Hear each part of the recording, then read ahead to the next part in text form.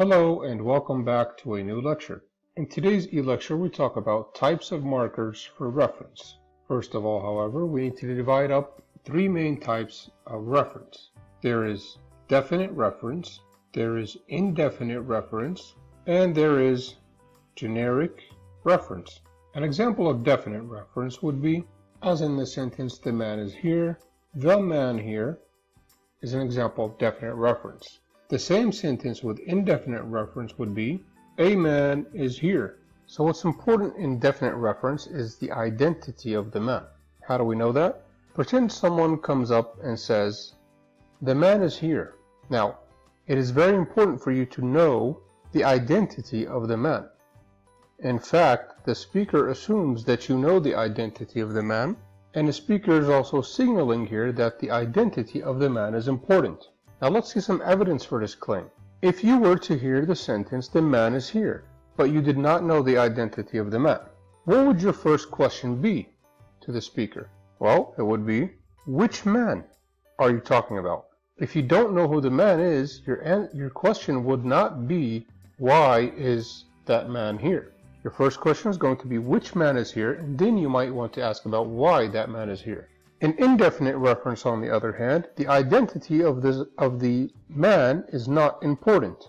This is what the speaker is signaling to the listener. What is important, on the other hand, is that a man is here. So the fact that this man is here is what is important. A piece of evidence is that if you hear the sentence, a man is here, your first question to the speaker would be why? Why is a man here? What's a man doing here? Later on, you might want to identify who that man is, and then you would ask who or which man. So that's the basic difference between a definite and an indefinite reference. Now the third type, generic reference, it is not the identity or non-identity of a specific individual, but rather of a class or category that we are talking about. So to use the same word, man, I can achieve generic reference with the word man, a man, and the man. So it's very important here to really understand what generic reference is, because if you notice, we're using the same markers here for indefinite reference and for definite reference. So I could say man is the smartest creature. I could also say a man is the smartest creature. Also, the man is the smartest creature, as opposed to, for example, dolphins or monkeys. A more common example about generic reference is, for example, when we say the computer is a useful tool. Now, we want to ask ourselves here, first off, are we talking about individual or single items, or are we talking about an entire class or category? If we're talking about an entire class or category, then we are definitely using generic reference, which could take the shape of nothing or no marker, or a definite marker, or an indefinite marker. Now if we're talking about the individual or a single item, then we need to ask ourselves, is the identity important? And if the identity is not important, in this case, indefinite reference would be used. In this case, definite reference would be used. So back to our original sentence here, the computer is a useful tool. Of course, we're not talking about an individual computer. We're not talking about my computer or your computer. We're talking about a whole class or category of computers, regardless. That means we are using generic reference. All right, so now let's look into indefinite reference in more detail. Now let us first start off by saying that some of the markers of indefinite reference are a bit strange in that you wouldn't expect them to be markers for indefinite reference. So the ones we talked about so far is the indefinite article, a or an. But sometimes even the word certain can be a marker for indefinite reference. For example, if I say, certain people are bad. So ask yourself a quick question here. I'm not talking about all people. In that case, generic reference is out of the window. So we're talking about a few actual individuals. Now, is it important to know the identity of these people? Of course not. Therefore, I'm dealing with indefinite reference, regardless of the word certain. The word some also does the same thing. Some people are bad. The same effect can be seen even with the word this, like this man in my class is very smart. Now I'm using this in a way only to emphasize that there is a man in my class and that he's very smart.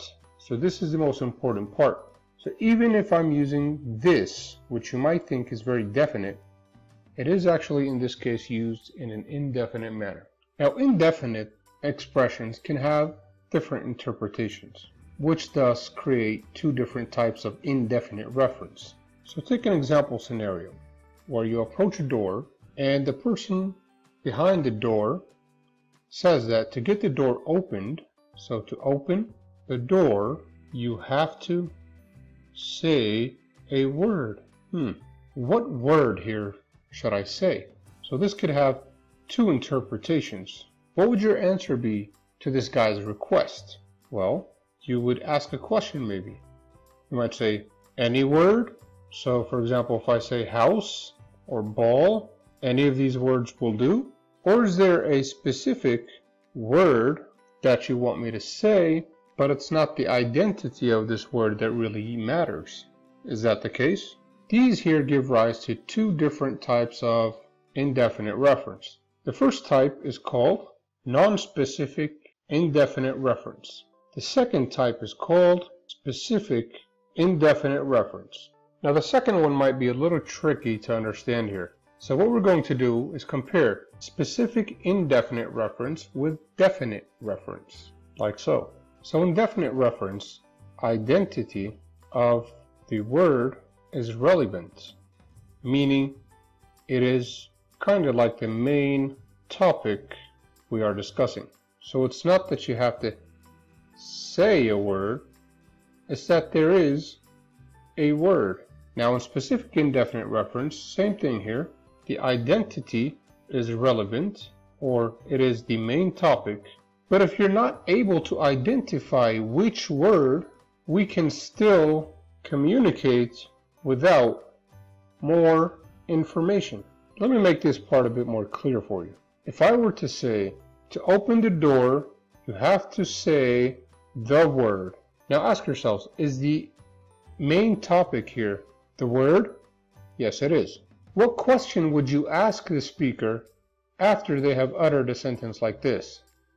Well, you might say, which word? Meaning that if you didn't know the word, understanding the speaker would fail. But in this case, it is the main topic, but you're not going to ask which word, because you understand what the speaker has said. The speaker has said that you have to say a word.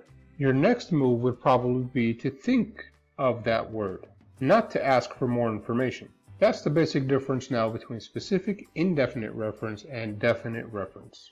Now let's move into a bit more detail about definite reference. In particular, we're going to discuss some markers of definite reference. So definite reference can be achieved through the use of personal pronouns like he or she or it. For example, he ate the apple. We can also achieve definite reference with the use of deictic pronouns and determiners. Alright? Like for example, this or that. So you can say this man or that woman. Definite reference can also be achieved through the use of proper names like John, Mary, okay, and the like.